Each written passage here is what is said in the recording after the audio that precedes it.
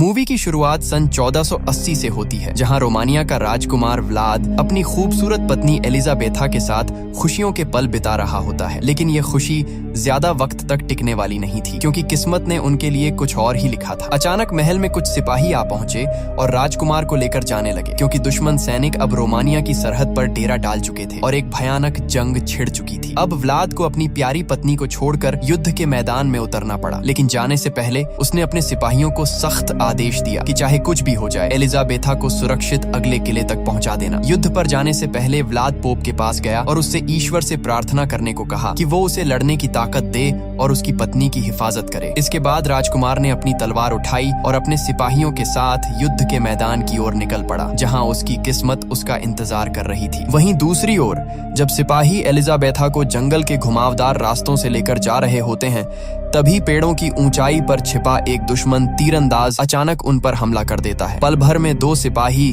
जमीन पर गिर पड़ते हैं। तीर उनके सीने चीर चुका होता है। बाकी सिपाही तलवारें निकालते हैं और दुश्मनों पर टूट पड़ते हैं। चारों तरफ सिर्फ चीखें, घोड़ों की हिनहिनाहट और तलवारों की टकराहट गूंज रही थी। इसी अफरा तफरी में एलिजाबेथा अपने घोड़े को पूरी ताकत से दौड़ाती है और जंगल की ओर निकल पड़ती है। वहीं दूसरी ओर युद्ध के मैदान में व्लाद दुश्मनों पर हमला करने का ऐलान करता है। उसके सिपाही जमीन पर तेल फैलाकर उसमें आग लगा देते हैं और कुछ ही पलों में आग की एक विशाल दीवार खड़ी हो जाती है, जिसे देखकर दुश्मन भी कांप उठते हैं। अब दोनों सेनाएं टकरा जाती हैं। व्लाद की तलवार हवा को चीरती हुई दुश्मनों के सिरों को झुका देती है। खून और आग का संग्राम पूरे मैदान में फैल चुका था। लेकिन तभी एक घायल सिपाही लड़खड़ाते हुए व्लाद के पास आता है और कांपती आवाज में कहता है, महाराज, एलिजाबेथा पर हमला हुआ है। ये सुनते ही व्लाद के चेहरे का रंग उड़ जाता है। वो बिना एक पल गंवाए घोड़े पर सवार होता है और जंगल की तरफ निकल पड़ता है। उधर एलिजाबेथा उस भयानक जंगल में पहुंच चुकी थी, जहां बर्फ के नीचे सैकड़ों फंदे दबे थे, भालुओं को पकड़ने वाले खतरनाक ट्रैप। दुश्मन सिपाही उसका पीछा करते हुए वहीं पहुंचते हैं और एक एक करके उनके घोड़ों के पैर फंदों में फंस जाते हैं। तीरों की बौछार के बीच सिपाही गिर पड़ते हैं, लेकिन तभी किस्मत ने एलिजाबेथा से भी साथ छोड़ दिया। उसका घोड़ा भी एक फंदे में उलझकर जमीन पर गिर पड़ा। अब दुश्मन सिपाही तलवारें उठाकर बर्फ में रास्ता बनाते हुए धीरे धीरे एलिजाबेथा की ओर बढ़ने लगते हैं। चारों तरफ ठंडी हवा और खून की गंध फैली थी। एलिजाबेथा घबराकर पीछे हटती है, लेकिन जैसे ही एक कदम बढ़ाती है, उसका पैर भालू के फंदे में फंस जाता है। धातु की आवाज के साथ फंदा उसके पैर को जकड़ लेता है और उसकी चीख पूरे जंगल में गूंज उठती है। उसी वक्त व्लाद वहां पहुंचता है। उसकी आंखों में आग, चेहरे पर गुस्सा और दिल में डर। लेकिन किस्मत मानो उससे खेल खेल रही थी। उसका घोड़ा भी बर्फ के नीचे छिपे फंदे में फंसकर गिर जाता है। अब व्लाद तलवार निकालता है और पैदल ही उन दुश्मनों पर टूट पड़ता है। उसके हर वार के साथ बर्फ पर खून के छींटे पड़ते हैं। एक एक कर सिपाही उसकी तलवार के नीचे गिरते चले जाते हैं। आखिरी सिपाही बचता है। व्लाद अपनी तलवार पूरी ताकत से फेंकता है, जो हवा को चीरती हुई जाती है और दुश्मन के पार निकल जाती है। मगर अगले ही पल वो तलवार एलिजाबेथा को जा लगती है। समय जैसे थम जाता है। व्लाद के चेहरे की वीरता एक पल में टूट जाती है। वो दौड़कर अपनी पत्नी को गोद में उठा लेता है, लेकिन अब बहुत देर हो चुकी थी। एलिजाबेथा की आंखें हमेशा के लिए बंद हो चुकी थीं। व्लाद की चीखें जंगल की बर्फ को भी पिघला देती हैं और गुस्से से कांपते हुए वो सीधे पोप के पास पहुंचता है। वो चिल्लाता है, मैंने तेरे इस भगवान के नाम पर हजारों लोगों का खून बहाया, हर जंग उसके लिए लड़ी, हर दुआ उसी से मांगी, फिर उसने मेरी पत्नी को क्यों नहीं बचाया? उसकी आवाज कांप रही थी। तूने कहा था वो महफूज रहेगी, लेकिन वो मर गई। अब मुझे मेरी पत्नी वापस चाहिए, चाहे इसकी कीमत मेरी रूह ही क्यों ना हो। दरअसल मारिया इटली में रहने वाली एक खूबसूरत लड़की थी, जिसकी सगाई इंग्लैंड की महारानी के भतीजे से हुई थी। लेकिन शादी के दिन कुछ ऐसा घटा जिसने सबको हैरान कर दिया। मारिया शुरू से ही चर्च में शादी नहीं करना चाहती थी, इसलिए उसके परिवार ने अपनी हवेली में ही शादी का इंतजाम किया। सब कुछ सामान्य चल रहा था, फूलों से सजी हवेली, मेहमानों की भीड़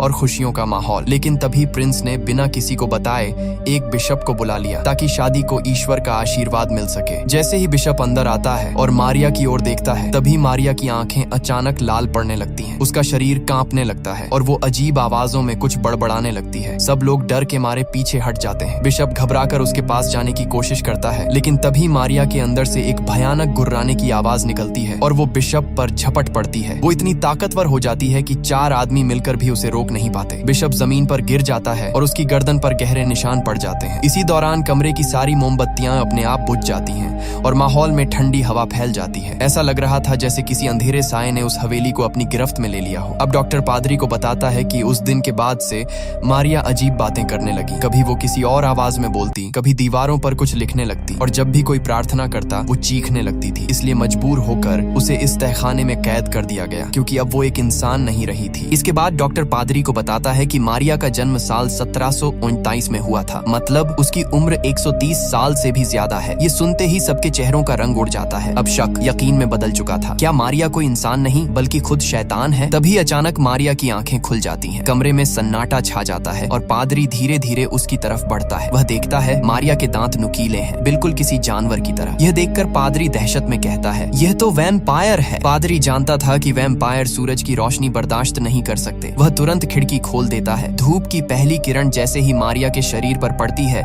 उसकी त्वचा जलने लगती है और धुआं उठने लगता है। अब पादरी उसके सामने क्रॉस रखता है और जैसे ही वह उसे छूती है, क्रॉस में खुद ब खुद आग लग जाती है। यह नजारा देखकर सबके रोंगटे खड़े हो जाते हैं। फिर पादरी जूनियर डॉक्टर साइमन की उंगली में हल्का सा कट लगाता है और उसके खून की कुछ बूंदें मारिया के मुंह में टपकाता है। अचानक मारिया के शरीर में हलचल होती है और वह धीमी आवाज में कुछ बड़बड़ाने लगती है। पादरी उसकी गर्दन पर एक गहरा निशान देखता है जो साफ बताता है कि उसे किसी वैम्पायर ने काटा था। पादरी कहता है 400 साल बीत गए, लेकिन आज तक कोई नहीं जान पाया कि पहला वैम्पायर कौन था। तभी मारिया की आवाज गूंजती है, पहला वैम्पायर मेरा मालिक है, एक प्रिंस। वह जल्द ही अपनी राजकुमारी को लेने आएगा। ये सुनते ही सबके पैरों तले जमीन खिसक जाती है। दूसरी ओर हम देखते हैं रात का अंधेरा, घना जंगल और उसके बीचों बीच एक घोड़ा गाड़ी धीरे धीरे आगे बढ़ रही होती है। गाड़ी में बैठा होता है जनाथन, एक नौजवान वकील जो किसी रहस्यमयी जगह की ओर जा रहा है। अचानक गाड़ी वाला घबराकर गाड़ी रोक देता है और कहता है, माफ करना साहब, मैं इससे आगे नहीं जा सकता, क्योंकि अब भेड़िए अपने शिकार के लिए निकलते हैं। इतना कहकर वह जनाथन को उसका सामान पकड़ाता है, मुड़ता है और वहाँ से गायब हो जाता है। अब चारों तरफ बस सन्नाटा और हवा की सीटी बजाती आवाजें। जनाथन मजबूर होकर पैदल ही आगे बढ़ता है। घंटों चलते चलते आखिरकार वह अपनी मंजिल तक पहुंचता है। एक विशाल, अंधेरा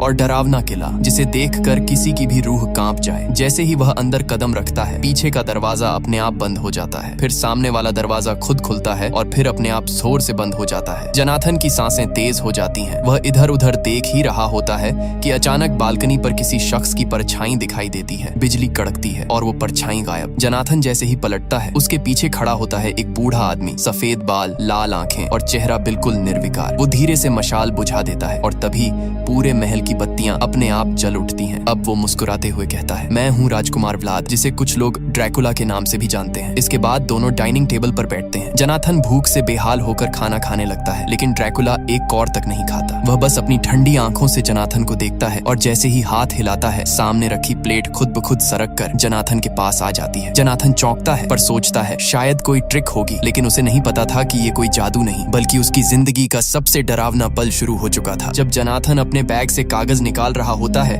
तभी ड्रैकुला की नजर कमरे के कोने में भागते एक छोटे से चूहे पर पड़ती है। वो धीरे से मुस्कुराता है और पल भर में कांटा उठाकर उसे दीवार से भेद देता है। फिर उस चूहे को ऐसे निचोड़ता है जैसे नींबू, और उसका खून प्याले में गिरने लगता है। वो खून को चाटता है ऐसे जैसे किसी और के लिए वो जहर हो, लेकिन उसके लिए अमृत। जनाथन यह सब देखकर सन्न रह जाता है, लेकिन अपने डर को छिपाते हुए कागज आगे बढ़ाता है और कहता है, सरकार चाहती है कि आपकी ये पुरानी हवेली खरीदकर उसे अस्पताल में बदला जाए। तभी उसका बैग जमीन पर गिरता है और उसमें रखा क्रॉस बाहर लुढ़क आता है। ड्रैकुला की नजर उस क्रॉस पर टिक जाती है।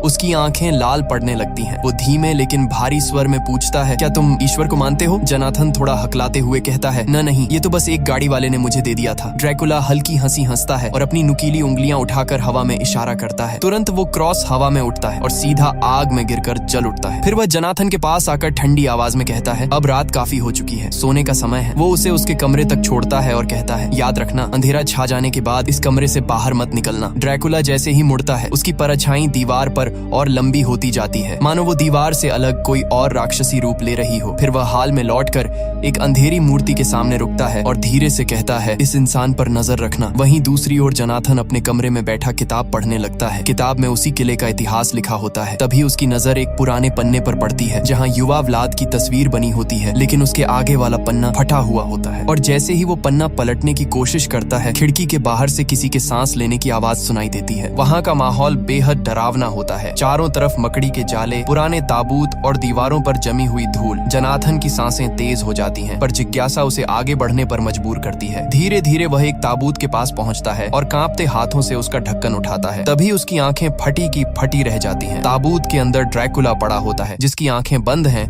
और होंठों पर एक अजीब सी मुस्कान जमी हुई है, जैसे वो किसी गहरी नींद में हो या फिर किसी शिकार का इंतजार कर रहा हो। जनाथन डर के मारे पीछे हटता है, लेकिन तभी ड्रैकुला की आंखें खुल जाती हैं और उसकी ठंडी आवाज गूंजती है, तुम्हें यहाँ नहीं आना चाहिए था। अचानक अंधेरे से कई गारगोयल्स निकलते हैं और जनाथन पर टूट पड़ते हैं। वो चीखने की कोशिश करता है, लेकिन उससे पहले ही उसे बेहोश कर दिया जाता है। ड्रैकुला धीमी और भारी आवाज में बोलना शुरू करता है, सदियों पहले जब मैं एक इंसान था, मेरा नाम व्लाद था। मैं ट्रांसिल्वेनिया का एक बहादुर योद्धा था और मेरी जिंदगी में सिर्फ एक ही मोहब्बत थी, एलिजाबेथा। वह आगे बताता है कि कैसे उसके राज्य पर दुश्मनों ने हमला किया था और व्लाद को युद्ध पर जाना पड़ा। जाते वक्त एलिजाबेथा ने कहा था, अगर तुम वापस नहीं लौटे तो मैं भी जिंदा नहीं रहूंगी। ड्रैकुला की आंखों में नमी झलकने लगती है। वह कहता है, मैंने युद्ध जीता था, लेकिन मेरी जीत की खबर किसी ने गलत तरह से पहुंचाई। लोगों ने महल में खबर फैला दी कि मैं मर गया हूँ और यह सुनकर मेरी एलिजाबेथा ने खुद को महल की ऊंचाई से नीचे गिरा दिया। जनाथन की आंखें हैरानी से फैल जाती हैं। ड्रैकुला आगे कहता है, जब मैं लौटा तो वो मेरे सामने खून में लथपथ पड़ी थी। चर्च ने कहा कि जिसने खुद अपनी जान ली हो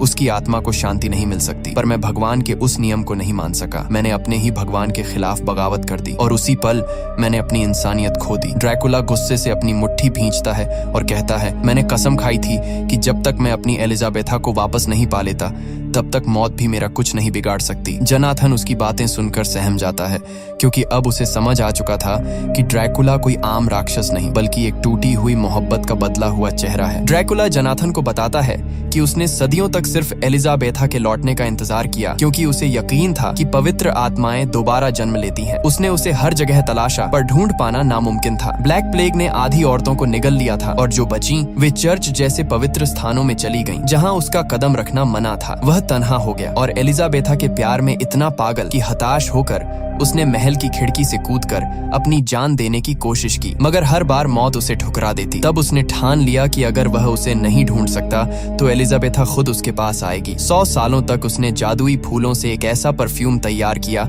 जिसकी खुशबू किसी को भी मदहोश कर दे। वह इटली गया उसे आजमाने और वहाँ की औरतें उस इत्र की खुशबू से दीवानी होकर उसके पीछे भागने लगीं। अब वह उस खुशबू से हर किसी को नचा सकता था, मगर एक दिन उसे लगा कि आखिरकार उसे एलिजाबेथा मिल गई, लेकिन पास जाकर देखा तो वो कोई और थी। उस रात सब उसकी हंसी उड़ाने लगे और उसी पल उसने समझ लिया कि महफिलों में सिर्फ खूबसूरत औरतें मिलती हैं, एलिजाबेथा नहीं। ड्रैकुला कहता है कि जब उसे एहसास हुआ कि सच्चा प्यार सिर्फ एलिजाबेथा में ही था, तब उसने फैसला किया कि अब वह अकेला उसे नहीं ढूंढेगा, बल्कि पूरी दुनिया की औरतों को वैम्पायर में बदल देगा, ताकि वे सब मिलकर उसके लिए एलिजाबेथा को खोजें। उसी रात उसने महफिल की सभी औरतों को काट लिया, जिनमें मारिया भी शामिल थी। इसके बाद वह एलिजाबेथा की कब्र पर गया और उसका ताबूत तोड़ दिया, लेकिन अंदर सिर्फ राख बची थी। ये देखकर ड्रैकुला टूट गया और कसम खाई कि अब वह कभी इस महल से बाहर नहीं जाएगा। फिर उसने अपने नौकर गारगोयल्स बना लिए जो उसके लिए दुनिया भर से खजाना लाते, और वे वैम्पायर औरतें एलिजाबेथा को ढूंढने में लग गईं। ये सब सुनकर जनाथन भावुक हो जाता है और ड्रैकुला से कहता है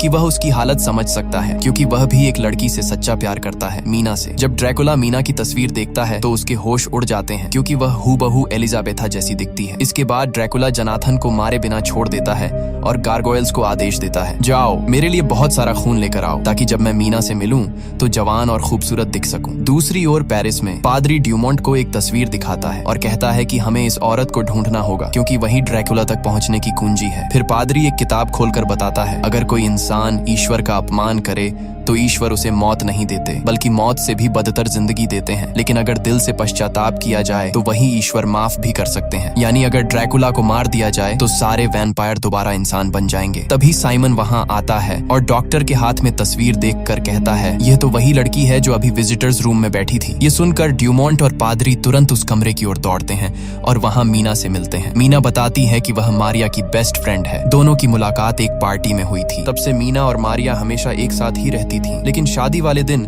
जब मारिया ने बिशप को देखा तो वह अचानक अजीब तरह से पागल सी हो गई थी। मीना बताती है कि कई बार उसे लगता था जैसे मारिया इस सदी की नहीं है, उसके अंदर कुछ रहस्यमय और परालौकिक बात जरूर थी। वहीं दूसरी ओर ड्रैकुला अब एक भिखारी का भेष बनाकर मठ में पहुंचता है। एक नन उसे पहचानती नहीं और दया दिखाते हुए मठ के अंदर लेकर आती है, लेकिन जैसे ही ड्रैकुला अंदर कदम रखता है वह अचानक अपना भेष उतार देता है। उसके चेहरे पर वही पुरानी खौफनाक शाही चमक लौट आती है। वह अपनी जेब से वो जादुई परफ्यूम निकालता है जिसे उसने सदियों पहले तैयार किया था और उसे यीशु की मूर्ति पर छिड़क देता है। कुछ ही पलों में उस इत्र की खुशबू पूरे मठ में फैल जाती है। उस खुशबू में कुछ ऐसा जादू था कि सभी नन एक एक करके मदहोश होकर ड्रैकुला की तरफ खींची चली जाती हैं, जैसे कोई अदृश्य ताकत उन्हें बुला रही हो। सबकी आंखों में नशा था और वे एक एक करके ड्रैकुला के पैरों में गिरने लगती हैं, जबकि ड्रैकुला एक खौफनाक मुस्कान के साथ उन पर नजर डालता है। ननें उसके करीब आने के लिए पागलों की तरह तड़प रही थीं। जैसे ही वे ड्रैकुला के चारों ओर गिरीं, वह एक शैतानी मुस्कान के साथ उन पर टूट पड़ा। उसकी आंखें लाल अंगारों की तरह जलने लगीं और अगले ही पल उसने उनकी गर्दनों में अपने नुकीले दांत गड़ा दिए। पूरे मठ में चीखों की गूंज भर जाती है, लेकिन कोई भी उसे रोक नहीं पाता। कुछ ही पलों में पूरा मठ खून के सन्नाटे में बदल जाता है। वहीं दूसरी ओर किले में जनाथन अकेला पड़ा हुआ था। ये मौका देखकर वह पूरी ताकत लगाकर अपनी जंजीरें तोड़ देता है। जंजीरें टूटते ही वह सावधानी से अपने पैरों को जमीन पर टिकाता है और महल से बाहर निकलने के लिए चुपचाप तहखाने की ओर बढ़ता है। लेकिन तभी ऊपरी खिड़की से एक गारगोयल उसे देख लेता है। वह तुरंत जोर से गुर्राता है और अपने साथियों को बुला लेता है। जैसे ही जनाथन खिड़की की तरफ बढ़ता है, गारगोयल एक कुल्हाड़ी से उस कपड़े को काट देता है, जिससे जनाथन दीवार पर लटक जाता है। अब जनाथन दीवार से झूलता हुआ नीचे गिरता है और लुढ़कते हुए बर्फ से ढकी झील पर जा गिरता है। गारगोयल्स ऊपर से कूदकर उसकी ओर बढ़ते हैं। उनके पंजे बर्फ पर रगड़ खा रहे थे, लेकिन तभी एक गारगोयल बर्फ टूटने से झील में समा जाता है। यह देखकर बाकी पीछे हट जाते हैं। जनाथन ठंडी सांसों के बीच धीरे धीरे झील की सतह पर रेंगता हुआ आगे बढ़ता है। ठंड उसकी हड्डियों में उतर रही थी, लेकिन उसके कदमों में हिम्मत अब भी बाकी थी। इसके बाद हमें ड्रैकुला को दिखाया जाता है, जो अब पहले से कहीं ज्यादा जवान और ताकतवर नजर आ रहा था। उसका चेहरा चमक रहा था, जैसे सदियों की थकान अचानक मिट गई हो। अब वह साइमन के क्लिनिक पहुंचता है और वहां आते ही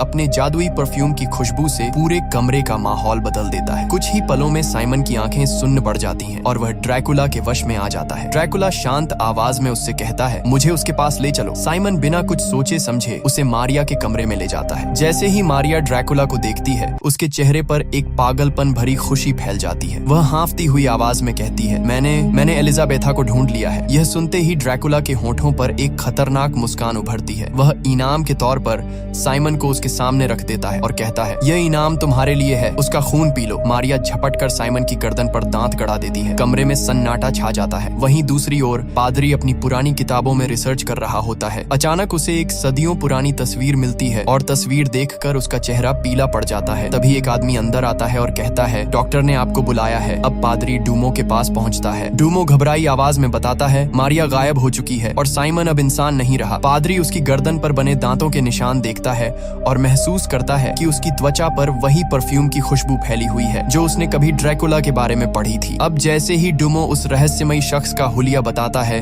पादरी की आंखें चौड़ी हो जाती हैं। वह कांपती आवाज में कहता है, हे भगवान, वो यहाँ है और अब मीना खतरे में है। इसके बाद हमें मीना को दिखाया जाता है, जो बहुत बेचैन और उलझन में दिखाई दे रही थी। तभी अचानक दरवाजे की घंटी बजती है। मीना दरवाजा खोलती है तो सामने मारिया खड़ी होती है, बिल्कुल स्वस्थ, जवान और पहले जैसी खूबसूरत। मीना हैरान होकर पूछती है, तुम तो बीमार थी ना? मारिया मुस्कुराते हुए जवाब देती है कि डॉक्टर ड्यूमोंट ने उसे अब घर जाने की इजाजत दे दी है। फिर वो मीना को बताती है कि उसका एक बहुत खास दोस्त है जो उससे मिलने के लिए बेसब्री से इंतजार कर रहा है। मारिया मीना से कहती है कि वो अच्छे कपड़े पहन ले, क्योंकि वो दोनों बाहर जा रही हैं। कुछ देर बाद दोनों एक शानदार होटल पहुंचती हैं, जहां ड्रैकुला पहले से ही उनका इंतजार कर रहा होता है। जैसे ही ड्रैकुला की नजर मीना पर पड़ती है, उसकी आंखें ठहर जाती हैं। ऐसा लगता है जैसे उसने अपनी खोई हुई मोहब्बत एलिजाबेथा को फिर से पा लिया हो। मारिया मुस्कुराकर मीना की मुलाकात ड्रैकुला से करवाती है। ड्रैकुला उसकी तारीफों में डूब जाता है। तुम्हारी आंखें जैसे सदियों पुरानी किसी याद का आईना हो। वो उसका हाथ थामकर चूम लेता है। मीना के जहन में अचानक अजीब अजीब विजन आने लगते हैं, जैसे उसने ड्रैकुला को पहले भी कहीं देखा हो, बहुत पहले। वो घबरा जाती है और तुरंत बाहर जाने का बहाना बना लेती है, लेकिन ड्रैकुला भी उसके पीछे मेले तक पहुंच जाता है। वहां मीना एक हॉन्टेड हाउस में जाती है जहाँ अचानक एक नकली कंकाल गिरने से डर जाती है। ड्रैकुला तुरंत उसे बाहर खींच लाता है। बाहर निकलकर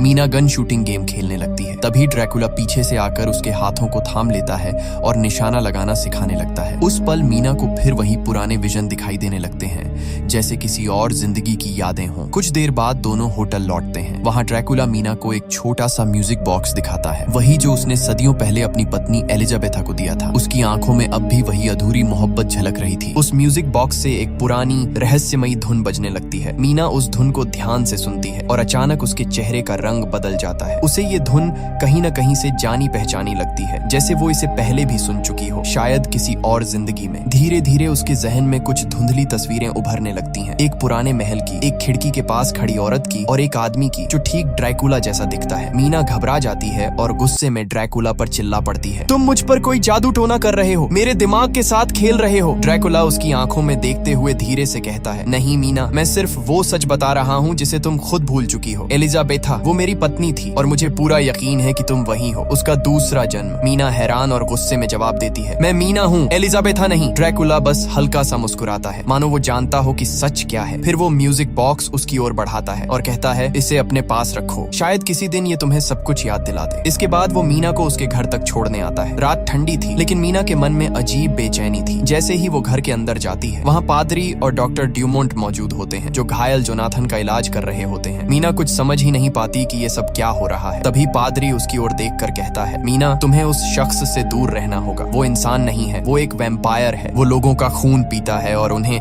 अपने वश में करने के लिए उस रहस्यमयी खुशबू वाले परफ्यूम का इस्तेमाल करता है। मीना की सांसें थम जाती हैं। उसके जहन में एक ही सवाल घूम रहा था, क्या वाकई ड्रैकुला वही है जो सब कह रहे हैं, या फिर वो सच में वही है जिससे वो सदियों पहले प्यार कर चुकी थी। पादरी मीना की गर्दन को ध्यान से देखता है। उसे शक था कि कहीं ड्रैकुला ने उस पर अपने दांतों के निशान तो नहीं छोड़े, लेकिन उसके गले पर कोई भी निशान नहीं था। इससे वो और भी उलझन में पड़ जाता है। मीना अब और कुछ नहीं सुनना चाहती थी। उसकी आंखों में डर और उलझन साफ झलक रही थी। वो तेजी से वहां से भागती है और अपने कमरे में जाकर दरवाजा बंद कर लेती है। अब वो फूट फूट कर रोने लगती है। उसे समझ नहीं आ रहा था कि आखिर उसके साथ हो क्या रहा है। उसका दिल ड्रैकुला की ओर खींचता जा रहा था, लेकिन दिमाग बार बार उसे उससे दूर रहने को कह रहा था। रोते रोते उसकी नजर उस छोटे से म्यूजिक बॉक्स पर पड़ती है जो ड्रैकुला ने उसे दिया था। वह धीरे से उसे खोलती है। जैसे ही बॉक्स खुलता है, वही पुरानी धुन बजने लगती है, वही जो उसने पहले सुनी थी। मीना की आंखें झपकती हैं और अचानक उसके सामने अतीत के कुछ दृश्य उभरने लगते हैं। वो एक महल में खड़ी है, सफेद गाउन पहने हुए, और ड्रैकुला उसके सामने झुककर उसका हाथ चूम रहा है। उस पल की गर्माहट, वो एहसास, सब कुछ उसे सच्चा लगने लगता है। धीरे धीरे वो इन विजनों में पूरी तरह खो जाती है, लेकिन जैसे ही उसकी आंखें खुलती हैं, वो डर से पीछे हट जाती है, क्योंकि ड्रैकुला ठीक उसके सामने खड़ा था। मीना की सांसें तेज हो जाती हैं। वो कांपती हुई आवाज में कहती है, तुम यहाँ क्या कर रहे हो? यहाँ से चले जाओ, प्लीज चले जाओ। ड्रैकुला शांत नजरों से उसे देखता है और कहता है, अगर मैं चला गया तो क्या तुम्हारा दिल भी मुझे भुला पाएगा मीना? मीना कुछ नहीं कह पाती, लेकिन उसकी आंखों में डर और मोहब्बत दोनों की झलक साफ दिख रही थी। ड्रैकुला की आंखों में दर्द और सच्चाई दोनों झलक रहे थे। वह मीना के करीब जाकर धीरे से कहता है, मीना, तुम्हें नहीं पता मैं कितनी सदियों से तुम्हारा इंतजार कर रहा हूँ। लेकिन मीना चीखते हुए पीछे हट जाती है। बस अब और कुछ मत कहो। वो कांप रही थी, डर और उलझन से भरी हुई। ड्रैकुला गहरी सांस लेता है और खिड़की की ओर बढ़ जाता है। वो बाहर झांक कर ठंडी हवा में देखता है, फिर कहता है, अगर तुम्हें मेरी सच्चाई सुननी ही नहीं तो शायद मेरे होने का कोई मतलब नहीं। वो खिड़की से नीचे कूदने को होता है